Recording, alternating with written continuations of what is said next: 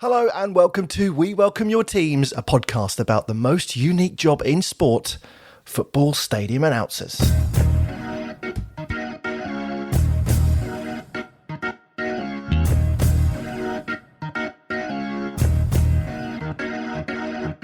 People ask me three questions. Oh, you're the match announcer? Yeah. How did you get the job? You got any tickets? Do you know all the players? I got a message on Twitter. Who signed this off at the club? And they used to have a half-time competition where from the halfway line, if you could kick the ball through the front door, you actually won a new UPVC front door. What I like the most about Kenny Boxall is the fact that when the opposition score, he mumbles. Basically, we had a button that if basically somebody got sent off, we press it and it goes, I'm the bad guy. All Burton Albion substitutions and away substitutions, I hasten to add, are sponsored by Doggy Daycare Burton. We go there and then I give it Old Trafford. Our first penalty taker is Micah Richards. Yeah, it's horrendous. For 20 years I've been out in the wilderness not knowing how to do this job, and now I've got you two there. He says, if you're the match announcer, say enjoy the game. So I said it, and he went, it is him.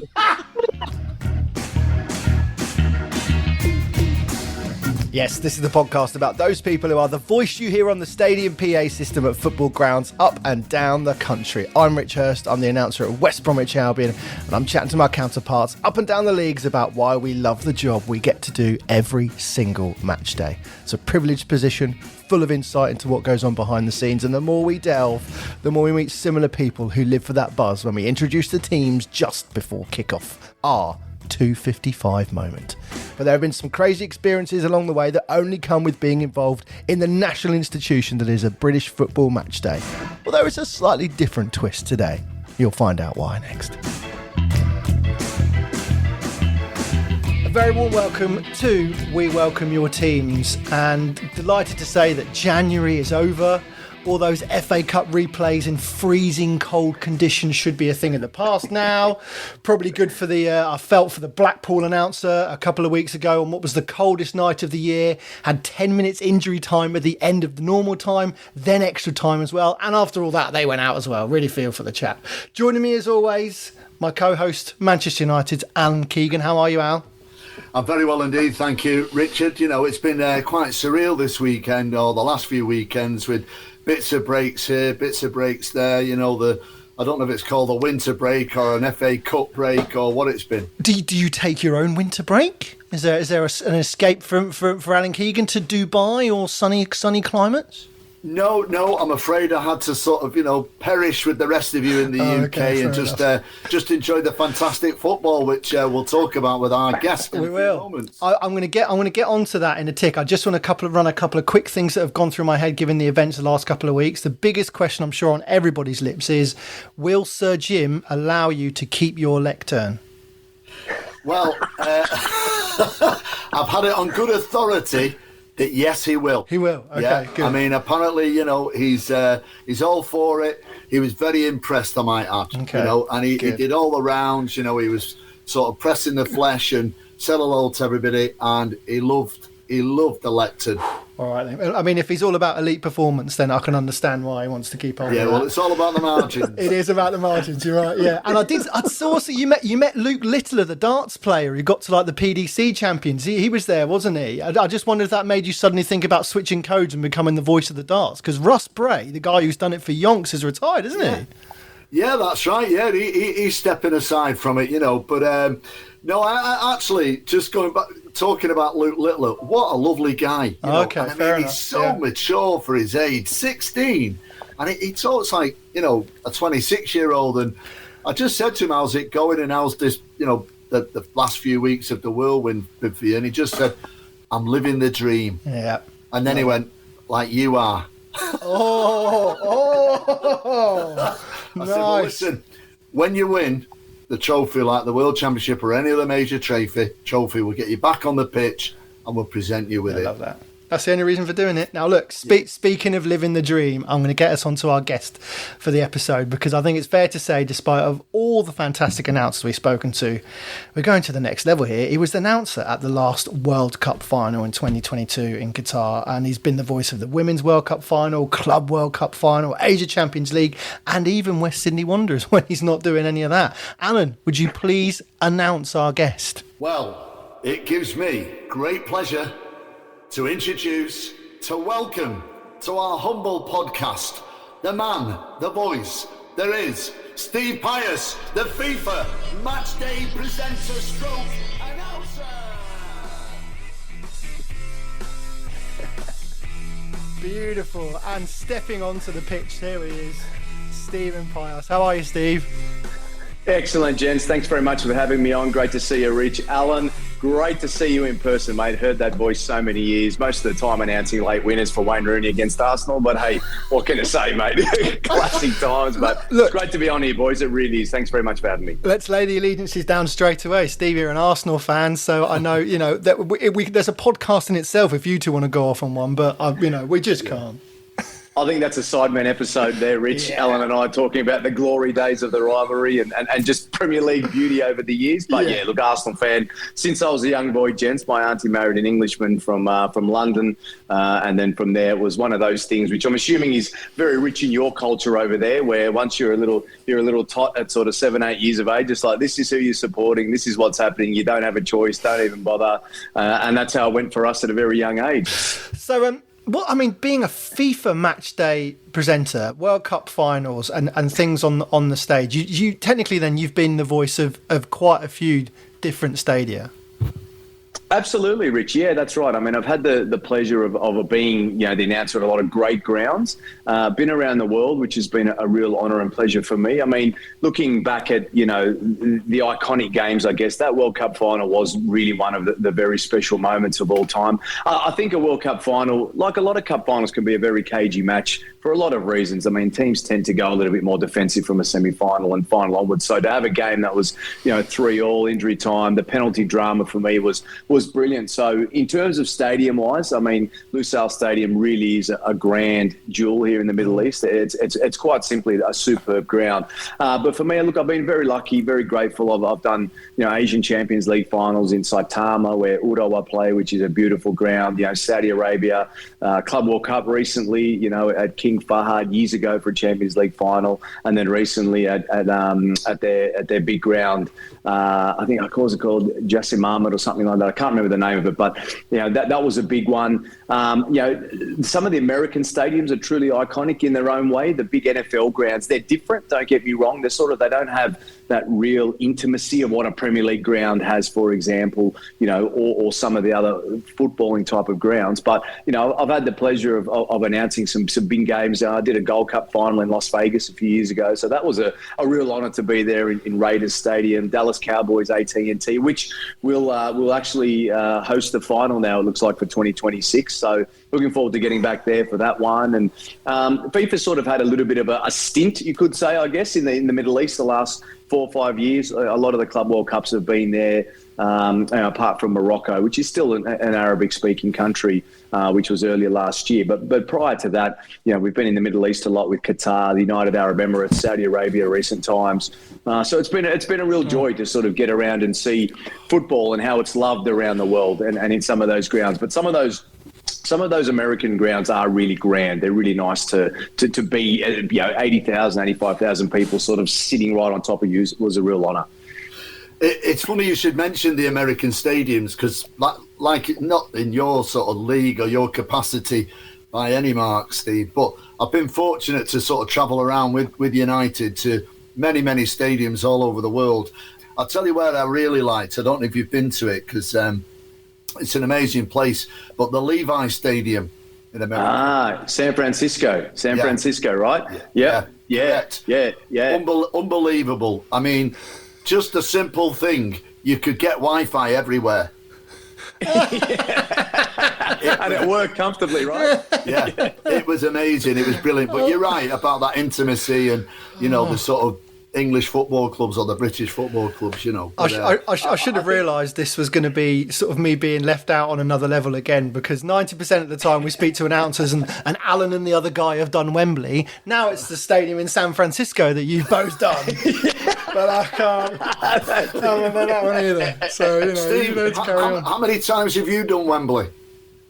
Well, mate, it's a big fat zero, Alan. And I might stay like that for a while. Hey! I saw on the Twitter comments today there's a few people throwing in a few jabs. Has he done Wembley? All right. Let me call Chris Temple and see if I can get on there for an Arsenal Cup final. Temps, mate, get me on, brother. You know.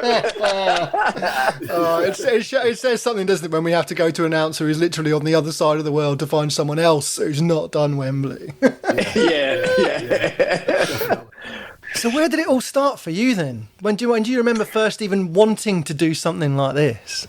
Yeah, look, I'll try and keep it brief, Rich. Otherwise, as we've talked about, we'll be here for 3.5 hours. So, look, for me, it was a very young age. You know, I'm grateful to my father coming from Europe. You know, he was a big European football fan. He's got more football clubs, you know, than the clubs even exist. I reckon he's a Liverpool guy, so don't hold that against him, Alan. He's been a Liverpool guy as a kid, but look, he loved the Bayern Munich teams of the 70s, and you know, Inter Milan when they won their first Champions League, Benfica, Celtic in '67. He sort of had all of those wonderful stories. So he put them into me as a kid. And then for me, Rich, a great story. I mean, me and my cousin used to just love wrestling. We used to love WWE and WCW. So we used to wake up in the middle of the night in Australia. I mean, our BBC equivalent, ABC, they must have paid, $25 for the rights to wrestling, because it was on at 2:00 in the morning on a Tuesday morning. So they must have got it for dirt cheap.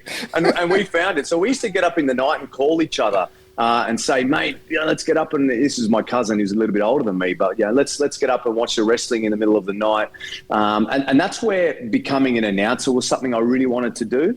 So, and a lot of that came from Michael Buffer, watching Michael Buffer announce WCW as a kid. He was doing, Kevin Nash versus Goldberg in 3-story Hell in a Cells on Monday Nitro. And I was an 11-year-old watching this going, now that is the coolest job in the world. I don't want to bust myself jumping off a cage and hurting myself like all of these idiots and doing suplexes, but hey, if I get to stand in there and do my own equivalent of let's get ready to rumble, at football or at wrestling or boxing, whatever that may be, that's what I want to do. So for me, I kind of knew at a young age that's what I wanted to do. It's quite odd. I tell people the story like, mate, that's weird. It's great but weird. I said, yeah, it is, but I kind of knew that's what I wanted to do.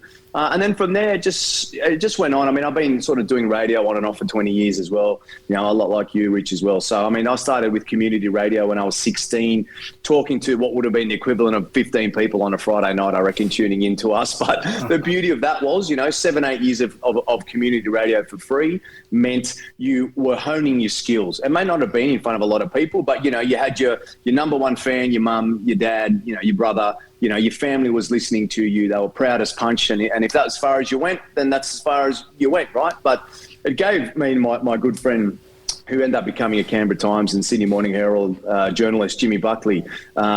He basically and I just honed our skills, practicing talking, and you know what it's like. You have a bit of charisma about you and talk to be in this type of job. So that's where we practiced. Moving on from there, look, I picked up a lot of jobs working on commercial radio, on the sort of the bigger radio stations, writing for newspapers, writing for blogging sites, and just getting my passion for the game out there. I mean, a great avenue for that was writing for a blog site, and you'd be talking about, I'd write about an Arsenal game in 2001 or something like that, and I'm like, no one probably read it, but hey, it was all practice.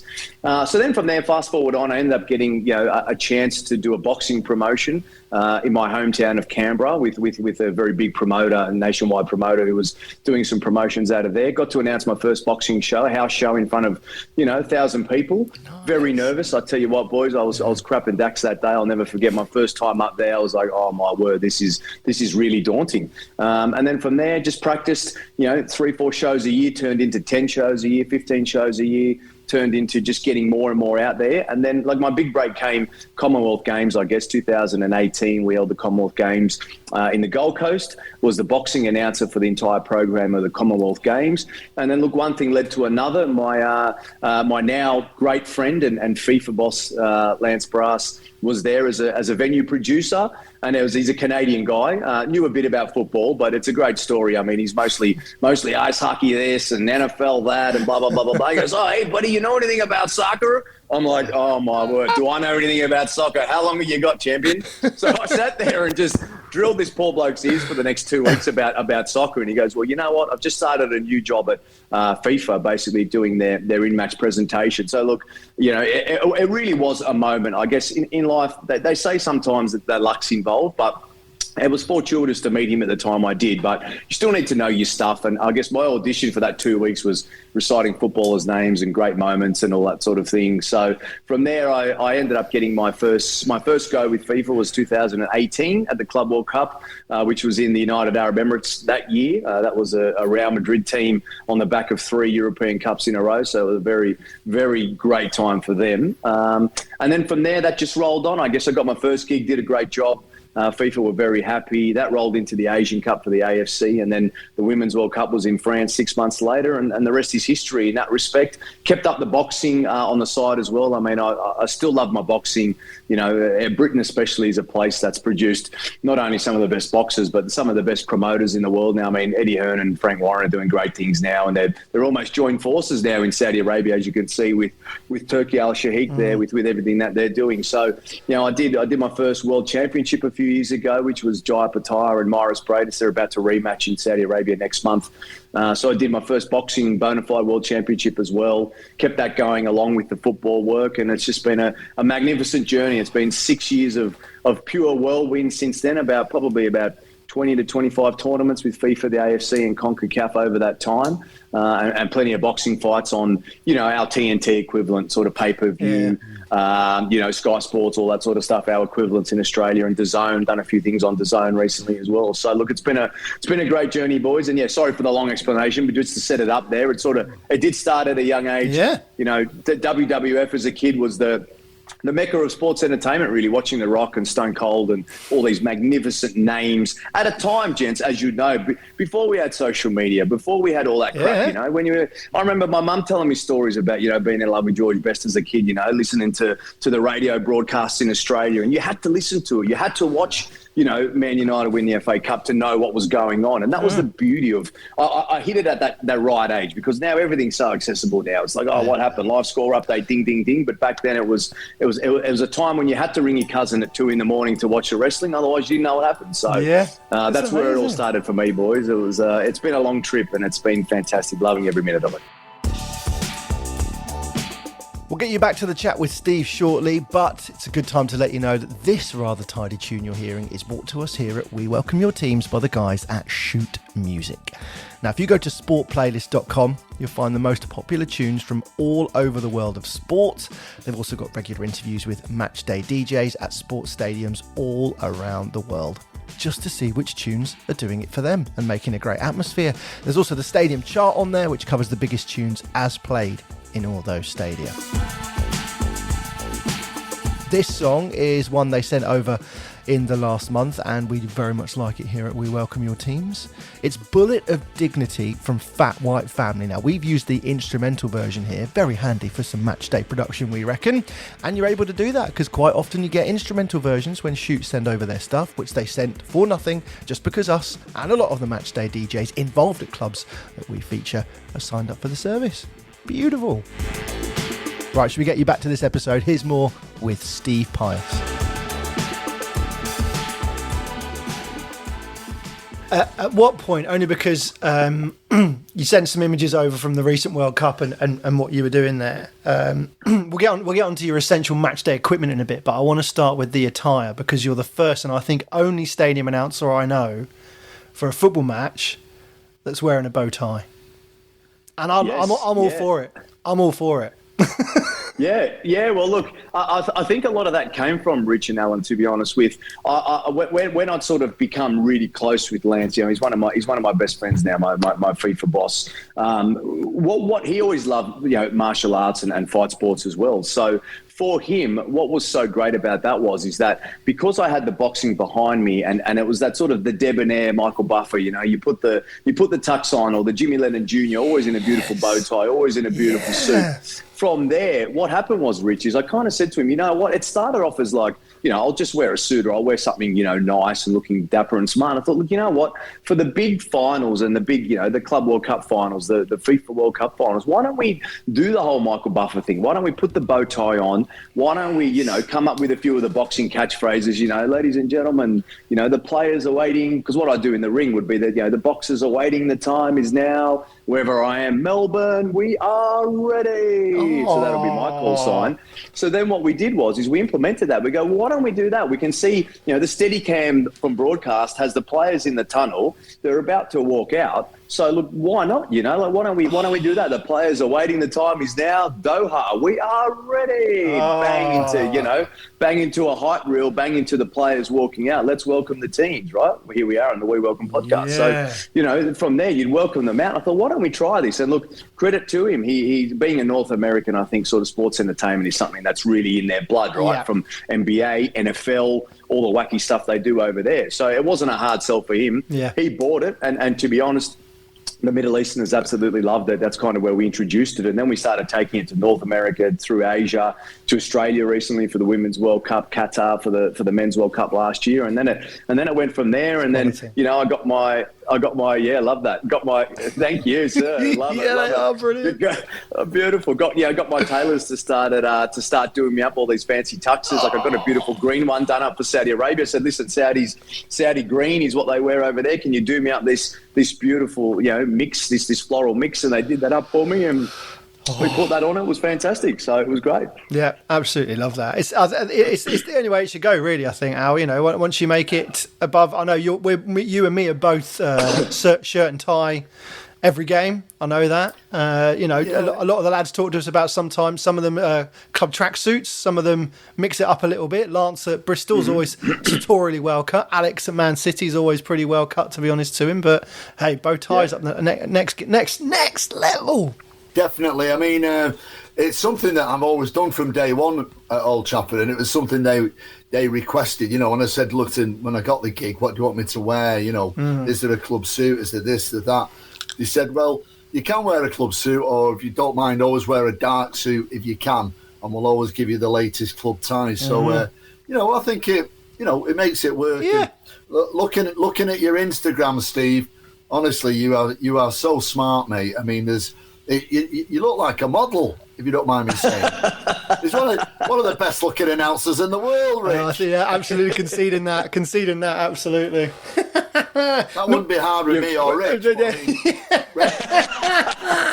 Spreading it out there to the guys. Yeah. You look brilliant. You do absolutely very, very smart indeed. The rest of them will be jumping on like the WhatsApp group and the Instagram now, saying, who is this chap? Who is this chap? Comes along, wears a bow tie, thinks he's all that. And then actually, you're very kind, gents. You're very kind. I mean, it's you guys are much the same. I mean, I think it's just a respect thing as well. You guys respect your clubs. You bleed your clubs. I've no doubt about that. And for me, it's I guess in a way I bleed the job. I love the job. I love everything about football. I know that I get to watch football every single day that I'm on site, and I just think it's a real honour to today I watched Tajikistan and Lebanon. I mean, they're just games that you would never have dreamt of watching as a kid, but the next Ronaldo's out there, the next wonderful player is out there passing the ball away, and we're just very blessed. So I think the job deserves the respect of dressing up for it, and at the same time learning all the players' names and knowing exactly, going speaking to their team services, getting it right for them. And I tell you what, for the humble gents from Tajikistan today, they were beside themselves. They just, thanks so much for pronouncing, Makhmudoji and Shokmedamov properly. For them, it's like, wow, okay, someone can actually say this right. So that's amazing. It's fantastic stuff. So it's just a respect thing, gents. I know you guys understand it's that what you extremely do. Well as well. Yeah, it's exactly what you do. We I suppose, in a way, I suppose you sit like, I suppose, maybe, no, not Graham at Scotland so much, but certainly Chris at Wembley kind of has to sit fairly neutrally. So you are there, representing both teams, giving it the best for both teams. Is that your only job, Steve, if you don't mind me asking? Is this your only job, or do you have something else that you do to fill in between? No, that's it pretty much, Alan. Yeah, so I do the tournaments, running around, worldwide. I do a lot of boxing back at home as well. So my agent looks after a lot of the boxing stuff. He'll sort of talk to the promoters because it's a big bad world, I guess. Our boxing promoters are pretty powerful person in a funny way. And the best way he explained to me was my great friend and mentor, Nick, back in Canberra, when he gave me my first kick. He goes, but you got to understand, as a boxing promoter, you're the boss of the tough guys. So of all the tough guys, you're the boss of the tough guys. You tell them what to do. You organise their fights for them to go and make all their money. So it's a very well-respected position. So dealing with them, my agent will sort of work with those guys to do a lot of the boxing. I do a lot of bodybuilding as well, Alan, as well, which is really interesting stuff. So, you know, I've learnt a lot about the bodybuilding world, doing national championships, world championships, you know, the guys that, I mean, it's a sport that I feel like a lot of people don't know a lot about. I mean, to get your body to that sort of level is just the amount of effort that's required is quite incredible. So bodybuilding, I quite enjoy doing, just to seeing the sort of level that some of the competitors get to. And then as well, Alan, I do, you know, some corporate stuff back at home. If I'm back in Canberra and I've got Canberra is the capital of Australia, so you know there's a lot of government there. So if there's corporate gigs that come up, where there might be, you know, some webinars, some podcasting, whatever the case may be, I'll get stuck into that as well, which is really good. So yeah, very lucky to have a bit of a broad spectrum of things. But look, moving forward from here, the last sort of year or two, my full focus, number one focus, has been football and also the boxing as well. And we'll see what happens as time goes by. As long as they want me in this role, I'll be doing it. And then, you know, I guess there'll come a time when you Bruce Buffers in the UFC, you know, hang up the microphone, or Michael Buffer hangs it up eventually. And if there's an opportunity to sort of potentially go down that path of becoming, you know, the biggest ring announcer in the world, or, you know, David Diamante's doing a great job at the moment. He's an American guy who does a lot of stuff in Britain for Eddie Hearn and Matchroom. So, you know, if the time comes to, not necessarily to replace these guys. I mean, a lot of them are irreplaceable with what they've achieved. But if the time comes to come in and do that on a much more focused and permanent basis, I'd love to do that. So, you know, that'd be lovely. Across all of the football jobs you've had, have you always had a good view? Have you always had a good seat? Yes. To be honest, Rich, I have. I mean, this is one that I really thought deeply about. I absolutely always do. And I guess the beauty of that came from was years ago when Lance and I had sort of started discussing the way we wanted to do this. We really tried to implement that little bit of, you know, broadcast presentation into the role as well. So because you're dealing with, and I'd love you guys to even comment on this a bit, but I feel like when you're doing an international tournament, you've got fans coming from around the world and local fans that are not necessarily there completely barracking for their own team with that pure passion for their team or hatred for a certain opposition. You need to be able to sort of entertain them in a little bit of a different way in the lead up to a match. So we sort of really tried to implement a broadcast element of it too, which was very simple a lot of the time. It might have been, look, a player to watch from Portugal, which is an easy one. Okay, the fans and the kids, most of them are wearing Ronaldo shirts. Let's do a player to watch. His name's Cristiano Ronaldo. He scored this many goals for his country. You know, he usually plays in the left wing, and he's played for Manchester United before, won a European Cup. He's played for Real Madrid and won 4, you know, or won 5, I think it was. You know, he's played for here and you know, and done that sort of thing.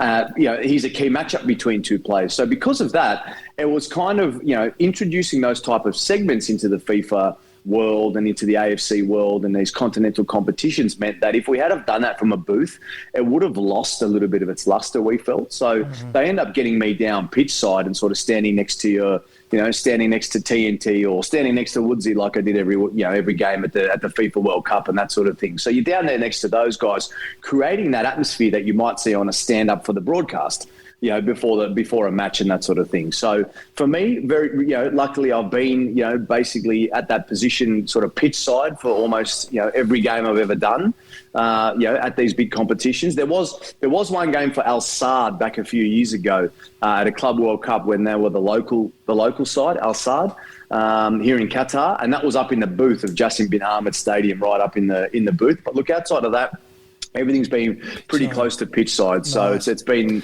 fantastic. Close to the action, you can hear the tackles coming in, the hard and fast, the referees, you know, the players losing at that sort of spot. You know, the pure joy of the players when they score and the fans. It's been great. So yeah, pretty much, Rich. I've sort of, apart from a few games, I've always been down there pitch side, which has been great. And it's the best place. It's the place, like you say. You see all the action, you hear all the action. You can get a bit of buzz off the benches.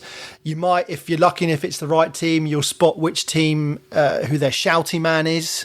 Every team has that person on the backroom staff whose main job it is to be shouty man and just shout at everybody. Yep, correct. Or they've got the guy who's the shoutee, where the manager just turns around and goes, "You." Giving it to this bloke. He's even further back than the coach, and he's just sitting in the corner going, "What do you want me to do about it, Gaffer? I'm in the corner here, mate. Like, leave me alone." You know? I feel like it's, you ever seen Djokovic or Kyrgios play tennis? And it's, mate, the tennis court is here, but you're over here absolutely feeding some bloke in the box who's sitting up there going, "Mate, what do you want me to do about it?" You know? So you get to see all of that sort of stuff pitch side. It's really fantastic. I mean, you get to see the blow-ups, you get to see the goals, and it's really great. It's a good spot to be, that's for sure. But I think, is it the case that in England there's still, some announcers are still up in the box though? I mean, I think... Yep. I think Alex was telling me he's up in the box when I worked with him at the Club World Cup a few months ago for City. Yep. Yeah, and I think the Arsenal fella's up in the box too, the young lad, I think, from what I can see there. So, I mean, I thought maybe pitch side would be better, but look, I'm perhaps that's just the way it's been set up there. I'm not so sure. Well, it depends, and a lot of clubs, they double up on their announcer and their kind of pitch side person, So technically at West Brom for a while, Matt's was and still is up in the booth with the tunes overlooking the ground, and I'm pitch side sitting in front of the bench, and I'm doing most of the announcements, but he'll still chip in during the game with security stuff. He's running the tunes from up there as well. A few people are like that still, I think, where there's two people kind of working in unison, but no, still a lot of the guys. I mean, if we drop down the leagues, and we'll know we've spoken to so many guys in League One and League Two are in booths tucked away in the corner who, if the goal's scored at the wrong time in the wrong position, there's a pillar in the way and you can't see who scored. And there's all of that work that only announcers are tuned to do, which is to look into this group of players and try and work out who actually was the scorer just from the celebrations and the reactions of everybody else. We have to try and read that. Absolutely. We have to try and read that body language. It's a skill you don't recognise you need until you get stuck. 100%. Yep. Watching who scored it, who's wheeling away, who's getting his head slapped, or whatever the case may be. All those wonderful things to make sure that you know who it is, mate. You're spot on. It's very true. It's very true. No, it's a lot to stick at. And what about your essential match day equipment? What has to be with you every time you step up to the tannoy? Yep. Look, for me, Rich, I've got this backpack I've had for the last 6 years. It's come to me to every single match. I sort of know every nook and cranny of it, every zipper, every spot of it. I've got a pencil case with 3 permanent markers, blue, black, and red. It's got some highlighters in there, yellow and pink, and then a couple of pens as well. So little things like that. They're like your safety blanket, little safety blanket. Take them with me everywhere. Make sure that they're always that pencil case is always in the middle pocket of the bag. All right, that's in there. I'm fine. Making sure that I've always got a lapel marker for where I am. If it's FIFA, I always wear the FIFA badge with the tournaments lapel, for example. So at the moment it's the Asian Cup lapel. Last month it was the Club World Cup Saudi Arabia lapel, whatever that may be, and just ensuring that I've got a nice suit picked out and a nice iron shirt, and that's about it. So nothing too crazy superstitions wise, but I guess like the child with the teddy bear, gents, you just make sure that you've got that's got to be there. If that's in there and my bag's packed, then realistically, if something goes wrong, I can manage. But if I don't have them, and I mean, I don't know about you guys, but there's a lot of, iPads these days, electronic stuff, but I'm a paperwork man. I love when the team sheet comes out in hand. I can see it printed off, the time it's been printed off, the match commissioner's name's on it, the 2 managers are on there. I'm like, that's the holy grail for this match. That's sticking with me like glue, and that's not going anywhere. That's what I love. That. So I get that. Just on those lapels quickly, Alan, don't you wish you could just have lapels rather than having to change like your entire outfit for each different competition you're in? Because I know he's got about 15 different jackets and he has to remember which one to wear depending which competition Man United is. If you just had the same suit, you just swap lapels, you'd be all right, wouldn't you? Yeah, Steve, it's a perk of the job. If I'd known we were going to bring this up, Richard, I brought a selection with me, let's see. We haven't got time to go through those, Al. Yeah. My last one was an interesting one. It was one of these blanket coats, Steve, that goes down to the floor, so... But it was freezing. I'll never forget Wenger trying to zip them up, Alan. So I know exactly what you're talking about, mate. Yeah. Well, I was getting all the Wenger comments and everything, mate, because it was just like one of his coats, But I'll tell you what, you won't appreciate this being where you are, but it was warm, mate. It kept me very, very warm. It was Right up there for Colts, I'm telling you. It suddenly makes me think that, we always talk about, great announcers and everything they need. Have you ever had to do it on a cold Tuesday night at Stoke, Steve? Or has it always been in the hot climes? This was going to be my question for you, boys. Can you tell me what it's like when it's a nice, chilly -6 degrees and the wind chill's blasting in and you're sitting down there, goal for Manchester United? That's what I've never done it. I don't think at like a temperature less than 10 degrees. Careful what you wish for. I've never done. Yeah. Sorry, Steve. I'll tell you what I'll do later, Rich, if I get a chance. I'll send you a photograph. The club photographer at United, it was a few Christmases ago, and honestly, Steve, you will have never experienced anything like it. It was the next thing to a hailstone. And I'm on the pitch at the end of the tunnel, ready to welcome the teams. And the club photographer caught a photograph of it, and it's an amazing. I love the photo because it was all fantastic photography equipment. You can see the snow. I've got my folder. I'm wrapped up, and I'll try and get it later so you can put it on. Please find it, boys. Media. Yeah, please. Listen, Steve. What up to now has been your proudest moment doing the job that we do? Yeah, to be honest with you, Al, I've thought a lot about what my best moment would be, but it would have to be emceeing the FIFA World Cup final trophy presentation. I mean, being there pitch side last year in Lusail was incredible. Everything back at it. I probably I wouldn't say I didn't take enough time to soak it up. I really did. I didn't take a stack of photos. I really soaked it up. But I guess the enormity of the way that the day played out was something that you can never predict. I mean, it could have been a 1-0 extra time, Mario Götze special from 2014, right? That's what it could have been, a ball draw, into extra time. But it really was a game that had everything. And for me, being there at the very end, and even the little things, like there was one part that really stuck with me was the moment that they placed the thobe on Lionel Messi. I knew what that significant was and how. I mean, I could picture in my head at the time. Oh wow, they're going to react to this. Like this is going to be a worldwide story. Messi forever immortalised lifting his World Cup trophy with a Qatari thobe on. So there's moments like that. That was extremely proud for me. I mean, being able to announce all of the Argentinians up onto the stage for their winners' medals, doing the numbers in Spanish and doing Lionel Messi as the captain, getting them up there, to announce that. I was grateful enough to be standing within a couple of metres of both of them as they were about to get sent up. I had a couple of extremely basic. I'll make sure that I don't put too much VAT on this. Extremely basic pleasantries with Kylian Mbappe after the final, just with regards to, I hope you're all right and, everything's all good. And he was fine. He was great. He's like, it's all right. Well, what are you going to do? That's football, right? But even just to be in that privileged position of speaking to someone that will become an icon of the game by the end of it, that was an extremely proud moment. So without going too much further into it, I mean, that was just a moment for me that, introducing, the World Cup winners, Argentina, their third World Cup onto the stage, Lionel Messi, golden ball, all that sort of stuff. It was just simply incredible for me. That was a moment. I mean, I've done some great things for sure and some great finals and some great moments, but, for me, that was great. The other one really quickly, Alan, was I got to interview Arsene Wenger back in 2019 at a Club World Cup. He's the head of FTI. So in terms of just pride, I guess, someone that shaped the childhood for an Arsenal fan and so many, Gunners around the world. To be able to talk to him at a peer level, both working, at these events. And Arsene, great to meet you. Well, great. I'd had a coffee with him the day before, which, mind you guys, that was the most nervous I've ever been. I tell you what, sitting down with Arsene Wenger and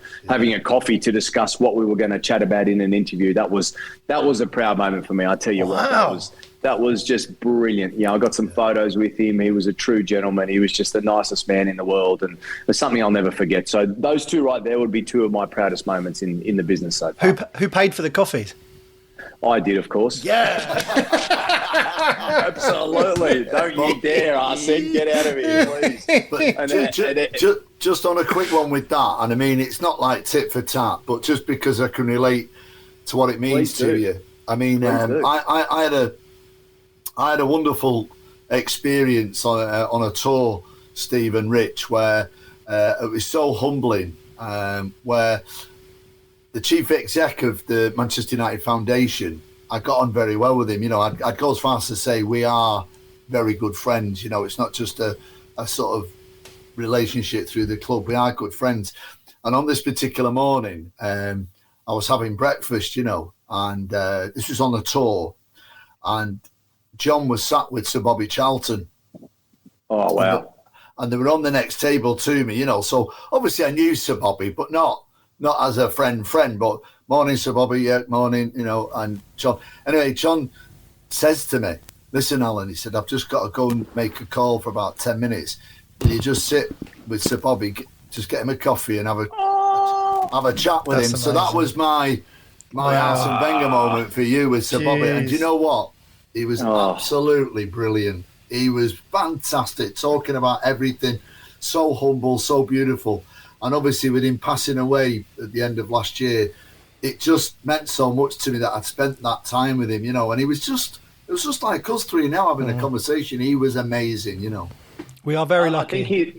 I think he's one of those names, Al, where, you know, and we unfortunately we lost Beckenbauer as well only recently too, but he's in the top 10 names in the history of the sport. You know, the top 10 names, you know, your Pelés, your Maradonas, your Charltons, your Beckenbauers. There's no one bigger, and there probably won't ever be. I mean, I think Messi and Ronaldo will probably go down as we get a bit older, but in terms of just pure brilliance, those guys are right up there. So I can certainly appreciate what that would have meant for you, mate. What a great moment.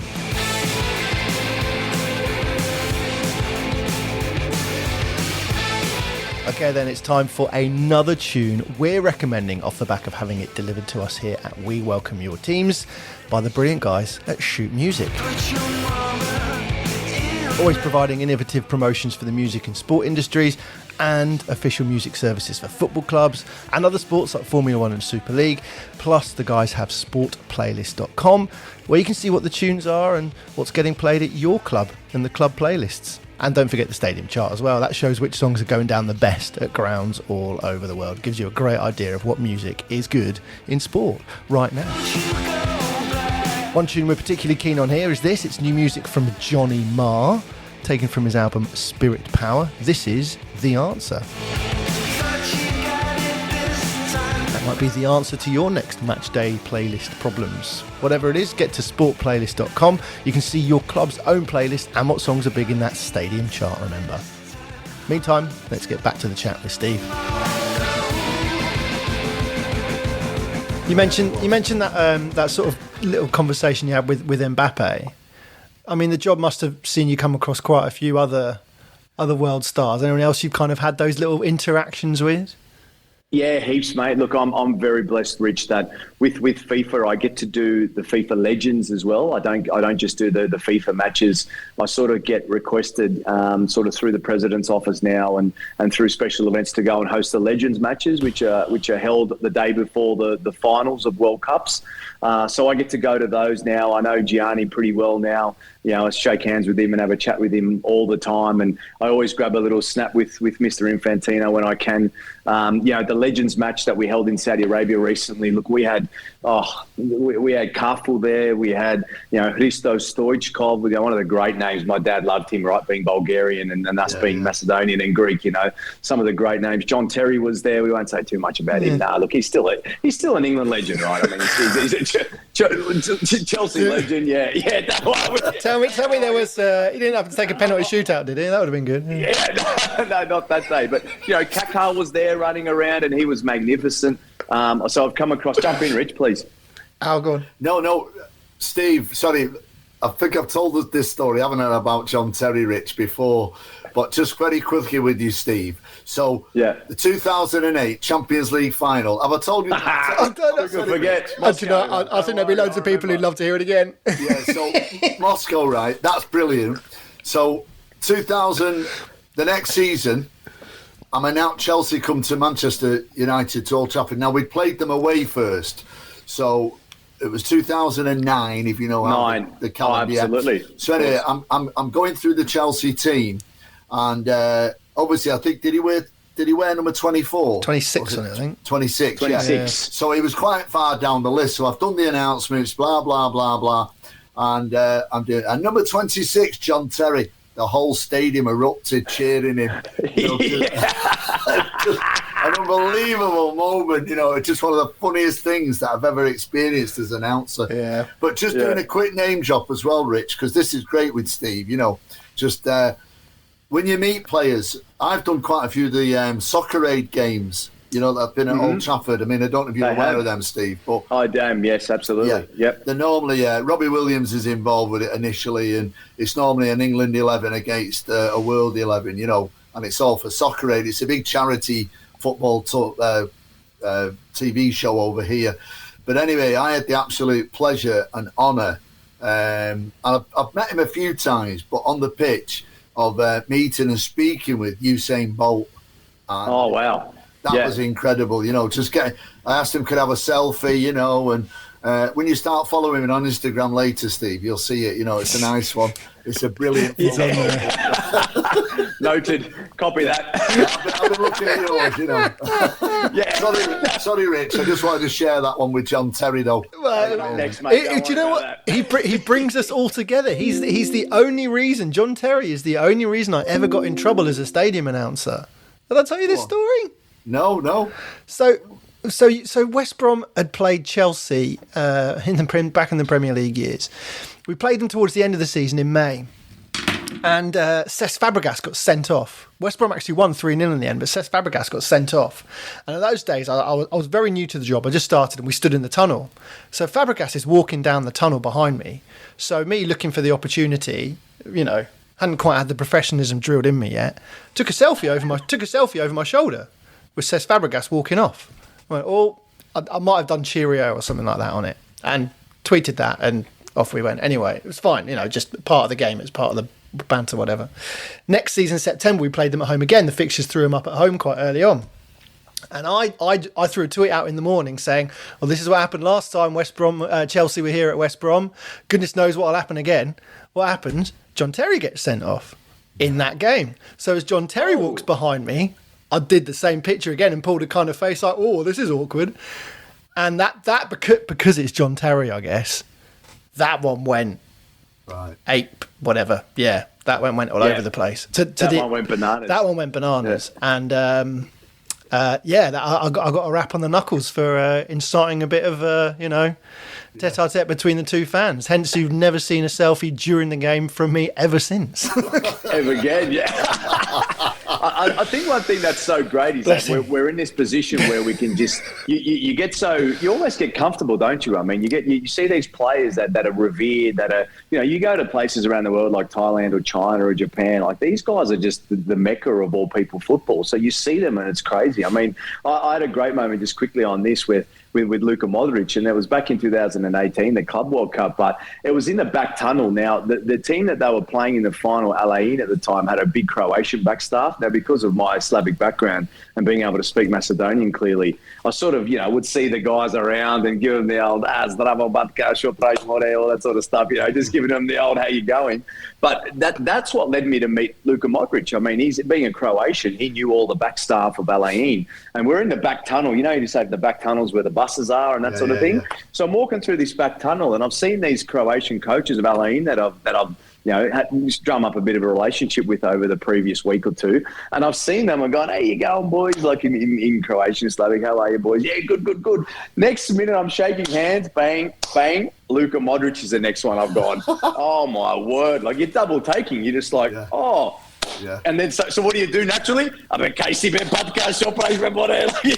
with it. You just the natural slang with him. And he was great. He's just like back, hey, how you going, mate? You good? Like, talking back and forth. So then I'm in this, little triangle of conversation with Luka Modric, just shooting the crap about life. I'm like, this is surreal, as you do. And one of the best things I've ever seen to this day, it still makes me cackle.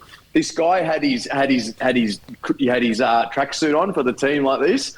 And then at the end of it, they sort of like, all right, mate, we'll see you later. No worries. He goes, hey, do you mind signing this? So the bloke comes in, he takes off his Alain tracksuit, opens it up, Croatia shirt underneath. He signs it. Wait, pulls up another one, Croatia one underneath, signs it. Pulls up another one, Croatia one underneath. Wait. He went 4 times over, pulled up another one like this, sides another one. I'm going far out. Wow. This is awesome. This is absolutely awesome. So this bloke's walked out with 4 Modric signatures. No wonder he looked like a blimp. He's down there all dressed up in the he's like this. banking him. Oh, mate. That's genius. I was like, that is class. I go, that is That's just genius. absolute Eastern European brilliance right there. Genius. So, look, it's stuff like that, like you were saying, with your stories and Rich as well. It's just very lucky. I remember one of my great one was in the UAE once. I was upstairs going to the toilet. I'm in the urinal. I look over to my right. Roberto Carlos is just there having a number one next to me. And again, that's just another classic moment where you're like, oh, hey, bomb jar, yeah, in Portuguese, yeah, good. You're like, all right, what do I do here? Hey, I'll tell you what you do. You stay looking at eye level. That's what you do. That is what you do. 100%. So look, just wonderful moments like that, like just some great people, great names, great stories like this. I mean, I had a little bit of a fist bump and a wink with Naomi Campbell at the 2019 Women's World Cup final. Worlds apart, the fashion world. Well, sort of, but Well, if you had the bow tie on, she surely would have been over straight away. Yeah, that's right. The supermodel world, but that was a nice little touch as well. They're great little stories that you can go home and tell the family because they're names that your mum or your wife might be more synonymous with, right? They're like, oh yeah, I know who that is. So it's good stuff like that. But no shortage of stories like you guys. But it's lots of great people. Lots of great names, lots of great football names and classic stuff. So it's good. How many languages can you speak, Steve? So fluently, Alan, I can speak Macedonian and a little bit of Greek and understand it. English, of course. Well, I don't know. Can you understand me? Probably not. We'll call that a half. Spanish, I've started taking classes for Spanish now, just to really get up to speed with Spanish. I think that'll be beneficial for me, like to get me in the mix to do things like potentially hosting at like the best and stuff like that in years to come. I know that what was the wonderful young lady who did it the other day? Was it Maheshwari Chandri? I can't remember her name, unfortunately, but she was great with Thierry Henry. They hosted the best the other day, and another wonderful young lady by the name of Duda Paval from Brazil. She's here with us at the moment. She's just made it from the best. So, I'm trying to learn that, to pick that up a bit of Spanish, and then from there, look, I can get by with the very basics of Arabic from the time in the Middle East. A little bit of Portuguese, some basic French, that sort of thing. So, look, to be honest with you, Alan, fluently probably 2.5. But look, I'd love to get fluent in Spanish pretty soon, and a couple more if I can over time. That'd be great. Yeah.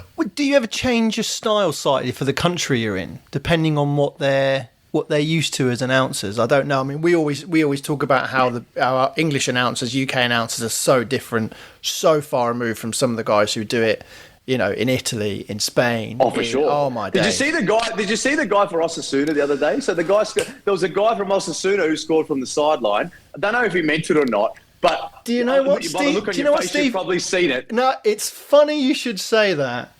I've got it here. Shall we have a listen? Yeah. Yeah, if you have. Oh, yeah. Here it was mental. It was brilliant. Here we go. Arezzo to the corner, looking to win one, and instead he puts it in off the post from an impossible angle. What in the world was that? Jesus Arezzo just made the impossible look routine. 3-2 Osasuna.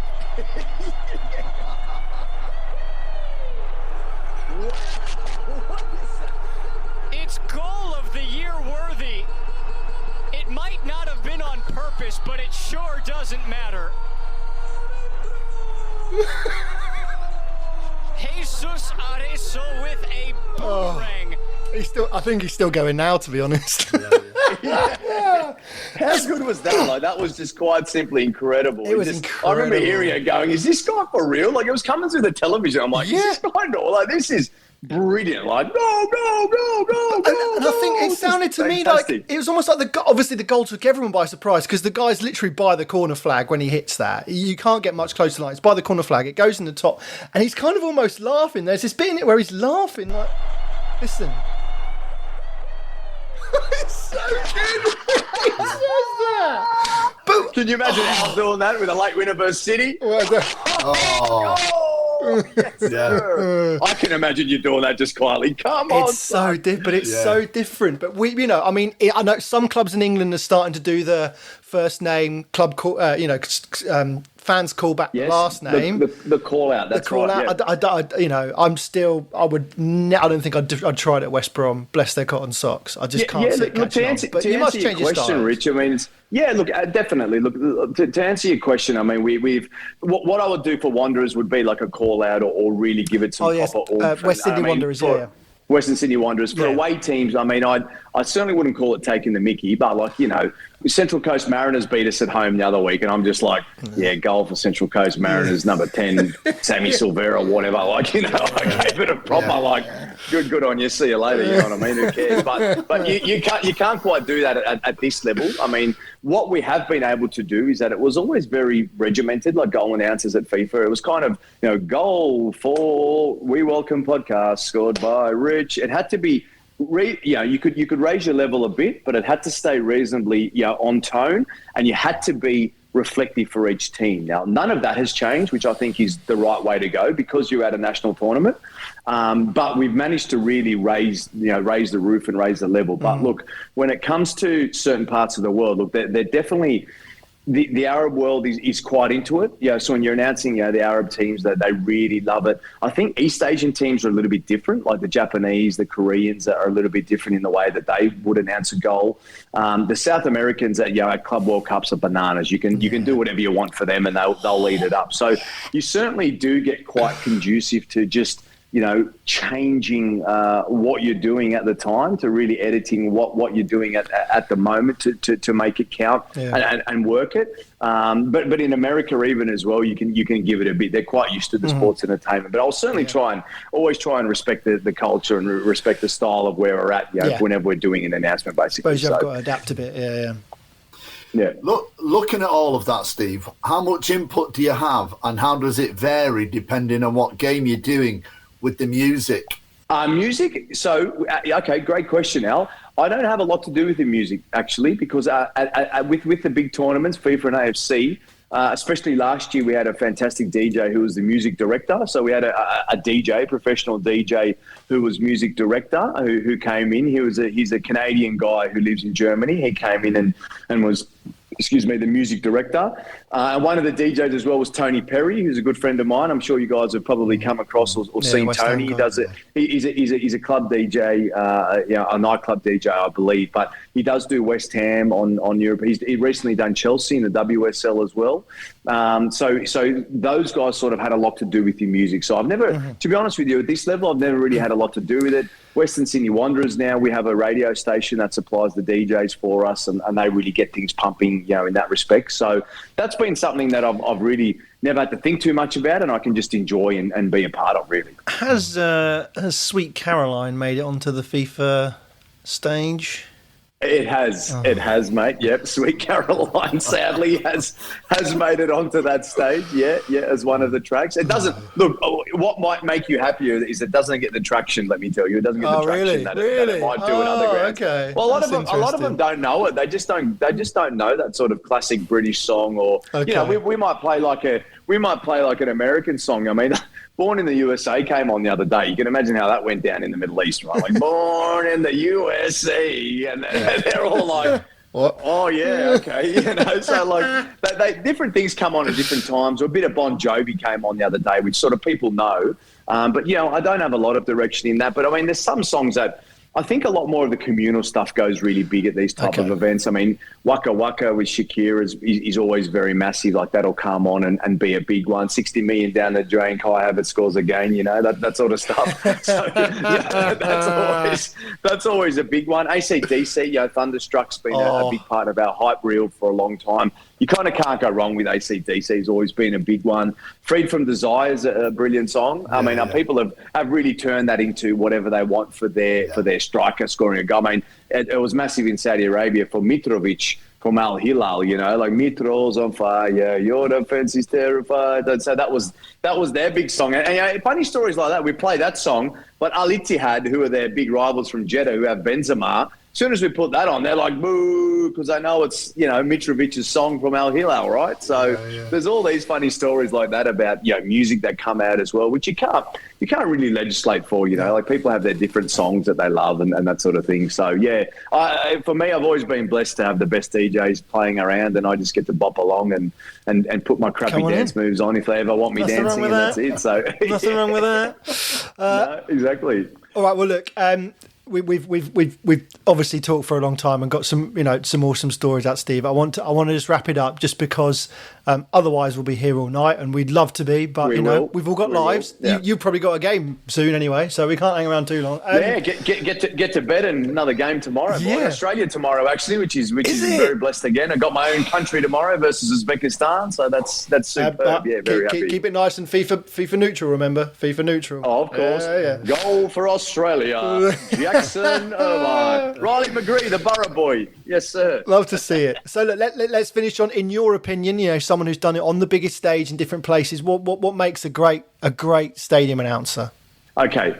Without having done it, having done it at club level for Western Sydney Wanderers, I think that from the club level perspective, you've got to be really passionate about your team. You've got to love your team. You've got to bleed it. You've got to, want to be there every single game and cheer on every single goal and be a part of every game, which I know that you gents do week in, week out.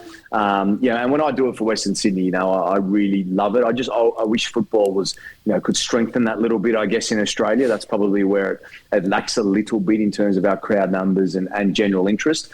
When it comes to the national level, I think being extremely professional is something that I think is well respected. So turning up, ready for work all the time, making sure that you dress well, you look smart. I mean, I'm a bit old fashioned. I like having a clean shave every day. I mean, I feel like, it can be, what I mean by that is you've got a manicured beard, Rich, that's okay. But you sort of people come in there with the old sort of, 1 or 2 day, you're like, oh, hang on a sec, or maybe not, maybe, But, okay, maybe Al can reflect on this a bit more. But I like to come in every day. No, it's nice. I get it. Stitch you up there. But just little things. I think it's the little things, right? I mean, I take a lot of time in understanding, the pronunciations of a lot of, I've had, some of the names even on this trip have been incredible, like the Uzbekistan names, Tajikistan. I've got Thailand again coming up on Thursday. There's a player that has 37 characters in their name. I mean, 37 characters. His first name's 12 and his second name's 25, right? Like, it's just the little things like that, make a great stadium. I think it's just showing respect to everyone around the ground, from, whether it's the FIFA president to the volunteer that's, coming up asking for a photo, or the ball boy, or whatever the case may be. It's just, it's being a part of the game and just being a connoisseur of our great game. I mean, I love football. It's, I think there's some great guys on this gig, Celtic fans, Liverpool fans. There's a fair few Manchester boys on our gig. We're talking United every day. We're talking City every day, whatever the case may be. I think it's just absorbing the game and being so into it. Alan March is with us on this trip. He's a great friend of mine. Wonderful character, Marchy, big Nottingham Forest. So, we're always talking football every single day. Like, we're just bleeding it, whatever the case may be. So, me and him are always, into each other about what's happening in the Prem on the day, or whatever the case may be. And we're best of buds on tour all the time. So I think that's what makes a great announcer, is just your pure passion for the game, loving every minute of it, and never being complacent. I think, gents, would be my final point, is that it doesn't matter if you've got Tajikistan and Lebanon and then, you got France versus Argentina tomorrow in the World Cup final, versus a Group C match here to determine who finishes third or fourth. You want to be in there, giving it your absolute all, being respectful and just giving it, never being complacent. Watching for an offside late goal. All right, that's not gone in. Don't announce that. Waiting here for a VAR, whatever the case may be, and just giving you everything. And I think that's a testament to any great announcer, any great sports person, anyone who's well and truly involved in the game. That's where you've got to be. You're just living and breathing it, and long may we all be doing what we're doing for a very long time, and being a part of it. So for me, they would be the basic things, and never losing that passion for our great sport. I love it so much. I really do. It's just brilliant. So thank you, Steve. It's been a pleasure, mate. An absolute honour, and good luck, and keep up the good work. Okay. Thank you so much, Jensen. We'll talk again very soon. Look forward to a very long and prosperous relationship from across the world for many years to come. Thank you very much, Jensen. Great to see you guys. Awesome. That's it for this episode. Thank you so much to the guys for being with us. And also thanks to the team at Shoot Music, always ready to send Matchday DJs new songs for inclusion on their next Matchday playlist. And if that's you, remember, go look them up. And if you're a band, remember, you can submit tracks for inclusion as well. So Steve is off into his next game in the Asian Cup. In the meantime, we'll go off and look for our next stadium announcer to come and tell all. Until then, keep an eye on the @AnnouncersPod Twitter account and the We Welcome Your Team's Instagram, where we'll bring you regular countdowns from the Sport Playlist Top 5. And also, the guys have got their 2024 Sport and Music calendar out right now, listing the biggest and best events in sport and music for the year. Till then, we'll see you next time. Here's to all announcers out there. Keep the faith.